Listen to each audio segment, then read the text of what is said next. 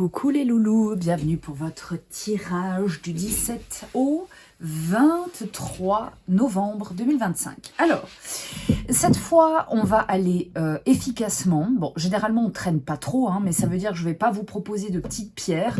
Vous choisissez 1, 2, 3 ou les 3 ou 2 des 3. Enfin bref, voilà. Vous gérez votre truc. Hein. Moi, je vais faire 3 tirages et après, vous prenez ce qui vous parle. Pour faire ce tirage, je vais utiliser comme oracle principal le Béline de Patrick de Coninck, illustré par Mylène Villeneuve, donc très bel oracle, pas facile à manier, mais très bel oracle. Je vais également, comme oracle complémentaire, prendre l'oracle de Lana, toujours de Patrick de Coninck, Jean-Patrick, de Coninck, voilà, donc ça, évidemment, hein, ça va très très bien ensemble. Et pour le tarot, la carte conseil, je vais prendre le Kraftfeld Tarot de Gianna Lucci. Voilà. Donc, je vous laisse choisir 1, 2, 3 ou les 3, bref. Et on y va tout de suite avec le tirage numéro 1. À tout de suite. Coucou les loulous. Alors, c'est parti pour le tirage numéro 1 avec notre Béline pour cette semaine du 17 au 23 novembre. Qu'est-ce qu'il nous dit? Qu'est-ce qu'il nous dit? Ah, on a une carte.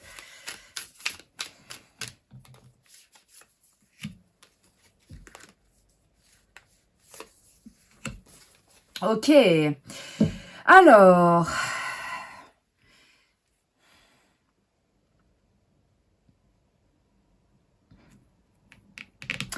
j'ai l'impression qu'il y a quelque chose... Oh, pour moi, il y a un truc dans l'apparence. C'est-à-dire que vous avez... on pourrait dire que vous portez comme une sorte de masque. Il y a ici un problème. Alors là, ça c'est la carte de la maladie. Ça peut nous parler d'un souci, hein, autre que la santé, même si en soi, c'est plutôt une carte de la santé. Mais enfin bref... Donc là, vous avez clairement, et ça c'est au centre du tirage, hein, un problème. Malgré tout, vous ne laissez pas ce problème transparaître. Hein, mais ce problème reste quand même au cœur de vos préoccupations. Hein. On a le despotisme...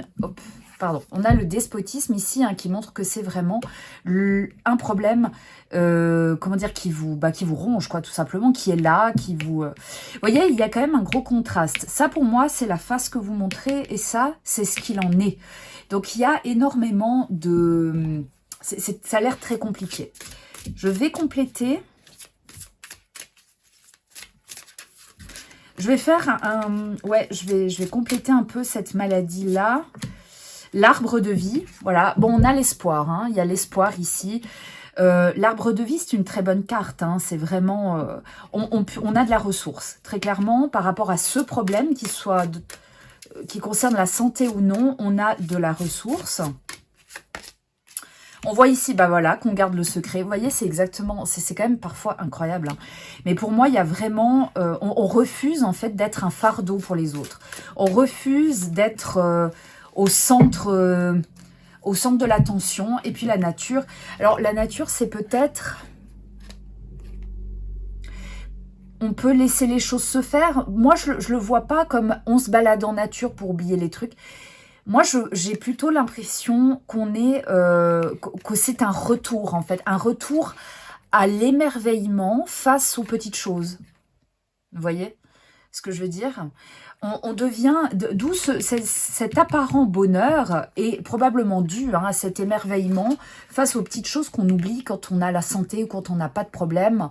On se concentre que sur ce qui est mineur. Or là...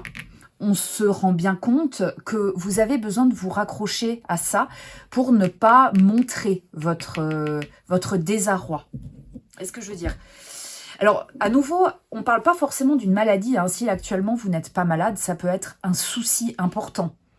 On voit d'ailleurs, si on enlève hein, ici, on a un vautour qui s'attaque à une salamandre. Donc, il y a une attaque, il y a quelque chose hein, qui nous bouffe. Et en soi, à partir du moment où notre esprit est pris, on peut considérer que c'est une sorte de maladie. Alors, le conseil du Feldkraft Tarot. Oh, Le 10, alors il faut profiter, très clairement. Là, on est vraiment sur une carte, c'est le 10 de coupe, on est sur la famille. Hein. Donc pour moi, le bonheur et le soutien, vous allez le trouver au sein de votre famille. Ouais. J'ai aussi, pour moi, cette carte, elle est un peu redondante, entre guillemets, avec celle-ci, par rapport à l'interprétation que j'en ai faite, parce que la nature, ça veut tout et rien dire, mais vous voyez, tous les éléments de la nature qu'on a ici, les choses simples, l'arc-en-ciel, les arbres, la nature, etc., tout ça, ça revient. Hein. Et pour moi, ben, il faut, ça peut aussi nous encourager à tout simplement sortir, prendre l'air, mais pour moi, il faut vraiment être là au moment M. Voilà. N'hésitez pas les loulous à me dire ce que vous en pensez et je vous dis à bientôt pour un nouveau tirage. Bye bye. Coucou les loulous. Alors, deuxième tirage avec notre chère Béline, qui n'est pas facile. Hein. Il n'est pas facile à... Mais je le trouve tellement beau. Il n'est pas facile à mélanger. Alors, pour cette semaine du 17 au 23 novembre, que nous dit le Béline? Hop.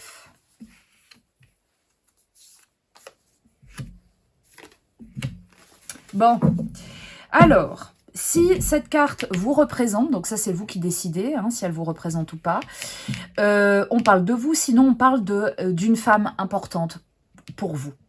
Donc ici, nous avons une perte de quelque chose et la trahison. Hein. Donc, sans doute due à la trahison. Moi, je ne vais pas dire que... une femme perd quelque chose, ça implique une trahison. Je pense plutôt qu'il y a quelqu'un qui va se faire trahir. Alors, par conséquent, qu'est-ce que l'on va perdre? On va essayer de voir un petit peu ce que nous dit l'oracle de Lana. Qu'est-ce qu'elle perd, cette personne? Donc, ça peut être vous. Hein. Hop! Ici, nous avons la lune. La lune, ça peut nous parler de l'intuition, bien sûr. Ça peut nous parler de la féminité. Peut-être que vous êtes ou cette personne est dans une phase de trahison et se sent trahie par son corps. Pour moi, la lune, hein, ça représente vraiment la féminité. Et ben voilà, hein, en tant que femme, on sait un peu ce que ça implique quand on vieillit, n'est-ce pas? Alors, je dis ça, mais les hommes, c'est un peu la même chose, sauf qu'on en parle moins. On peut nous parler de ça. On peut nous parler aussi de la créativité.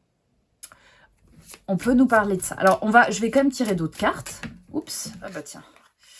Le printemps...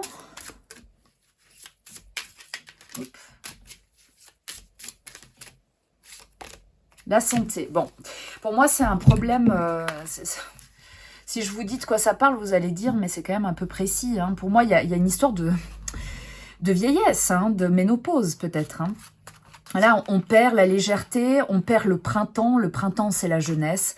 Et c'est une question de santé, donc pour moi, ça serait ça. Hein. On se sent vraiment trahi. Pour moi, la trahison, elle vient... probablement de son corps, du temps qui passe, de la vie. Hein. C'est pas une personne précise. Après, en soi, si vous êtes un... Remarque, non, oui. Si vous êtes un homme et que vous considérez comme ayant des énergies vraiment masculines, on ne va pas prendre cette carte comme référent. Je vais juste tirer quelques cartes sur la trahison. Enfin, quelques cartes. Ah bah tiens. Voilà. Alors, l'hiver et l'amour. Ouais. Moi, je pense que ce changement, hein, cette entrée peut-être dans un âge un peu plus avancé, cette entrée dans une phase physique, c'est pas forcément la ménopause, hein, ça peut être autre chose, mais il y a vraiment... Il y a quelque chose que l'on va perdre, peut-être en fraîcheur, c'est le cas de le dire, et cette fraîcheur, on la regagne en amour, mais pas dans le sens très positif. Pour moi, il y a quelque chose ici, ce problème va être comment dire, on va se sentir trahi aussi au sein du couple, hein, c'est-à-dire que ça risque de poser un problème en amour, une perte de confiance, on va geler un peu cet amour, il n'y a plus envie, on sait ce que ça implique. Moi, je suis à fond là là-dessus, hein, sur cette interprétation liée à l'âge qui avance. On doit appréhender son âge, on doit appréhender son nouveau corps, son nouveau fonctionnement. J'imagine que c'est horrible et que c'est très compliqué. Et malheureusement, ben, ceux qui sont autour en subissent également les conséquences. Et je pense que là, on nous parle vraiment d'une inégalité dans... les expériences de vie. Hein, là, on n'est pas dans la même expérience de vie au sein du couple et par conséquent, ça peut créer une grande dissension. Petit conseil du tarot. Alors, le 8 de bâton. Le 8 de bâton. Il faut viser. Alors là, nous avons une cible. Hein. Le bâton nous parle de bouger, de rapidité, qu'il faut agir, il faut réagir. Voilà. Pour moi, c'est ça. Il faut cibler juste. Il faut, si ça vous ronge et si ça vous pèse, il ne faut pas s'énerver contre... il faut en fait réagir, mais de manière juste. Il ne faut pas en vouloir aux mauvaises personnes. Bon, après, on a aussi le droit de vouloir se sentir soutenu. Hein. Et c'est peut-être pas le cas parce qu'il y a une grande mécompréhension face à ça. Mais là, il faut clairement cibler. Je tire une autre carte. Pour moi, à partir du moment où la cible est visée, où on sait déjà quelle est la cible et qu'on essaye de la viser, le problème, il va être résolu. Hein. Oups. Ouais. Pour moi, il ne faut pas hésiter à demander de l'aide et puis ne pas se presser. Alors, pour moi, le 8, c'est pas forcément la rapidité, hein, c'est vraiment le fait d'aller dans le bon sens. Il faut aller dans un sens, il faut aller dans le bon sens. Et le cavalier, oui, Knight, hein, le cavalier de denier, c'est celui qui est prudent. Il avance lentement mais sûrement.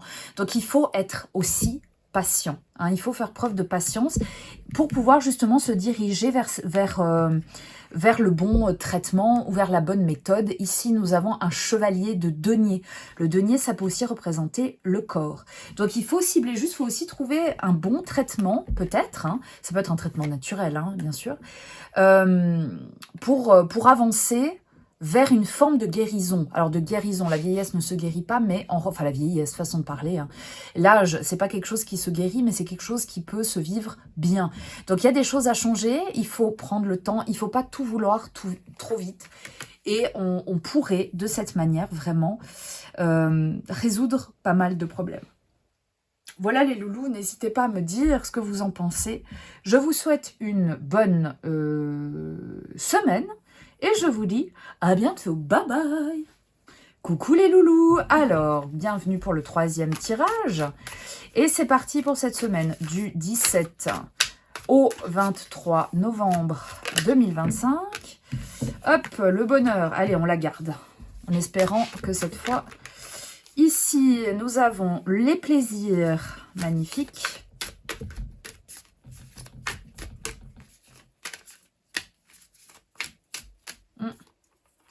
Non. La femme, bon. Ok, alors ici, très clairement, ça va être une semaine top. Alors, on peut ici nous parler de vous, on peut aussi nous parler d'une femme dans votre entourage. En tout cas, on voit que ça va être une semaine où on va profiter. Je ne sais pas si on peut avoir peut-être des informations en plus, je sais pas si c'est nécessaire. On nous parle de plaisir. L'arbre croît. Alors pour moi, c'est ici on se remet de quelque chose de très difficile. Les arbres croient, hein, c'est-à-dire la croix, les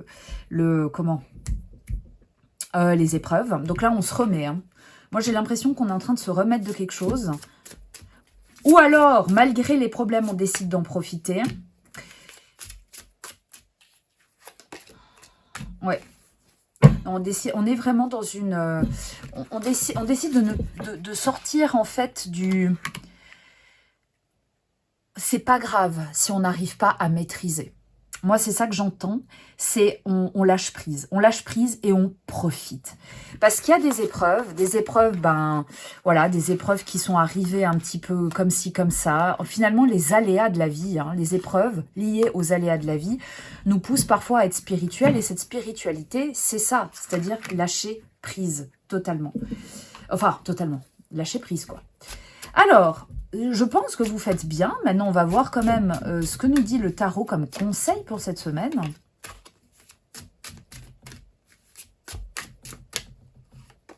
Ah! Alors, ici, nous avons le 2 d'épée.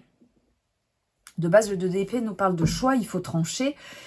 Pour moi, ça veut dire que peut-être, dans cette nouvelle volonté d'appréhender votre existence, il y aura toujours un petit oiseau. Alors, je pointe l'oiseau noir parce que j'ai l'impression que c'est celui qui amène un peu la mauvaise nouvelle, qui va vous rappeler à garder les pieds sur terre.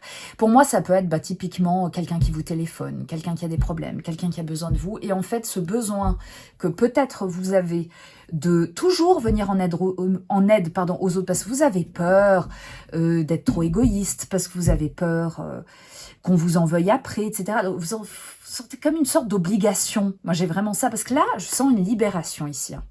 Je sens vraiment une libération. Et là, pour moi, il y a quelque chose qui va vous en empêcher. Et quand on vous dit de faire un choix, pour moi, c'est faire un choix qui aille dans votre sens. Je tire une deuxième carte.